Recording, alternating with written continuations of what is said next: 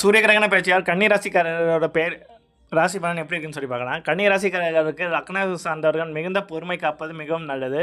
ராசி லக்னத்திலேயே சூரிய கிரகணம் நடப்பது பொதுவாக நல்லதல்ல. கால புருஷனுக்கு 6ஆம் வீட்டு என்பது மருத்துவத்துக்காக, எதிரிக்கான, நோய்க்கான, கடனுக்கான வீடு.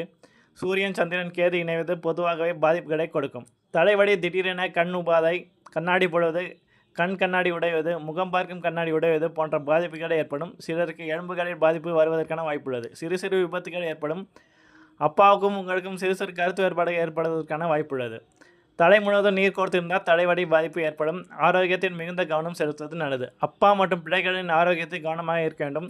காலபுருஷனுக்கு 6ஆம் வீடாக இருப்பதால் சனியின் குரு பார்வையில் சிக்குவதாலும் ஆரோக்கியத்தில் அக்கறையாக இருக்க வேண்டும்.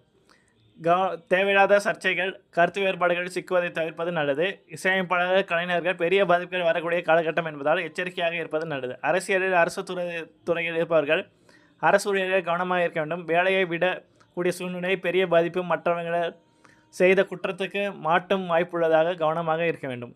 பாதிப்புகளிலிருந்து விடுபட விருதாச்சலம் அருகே உள்ள ஊவரகசாமி கோயிலுக்கு சென்று தரிசனம் செய்து வருவது உங்களுக்கு நல்ல மாற்றத்தையும் முன்னேற்றத்தையும் ஏற்படுத்தும்.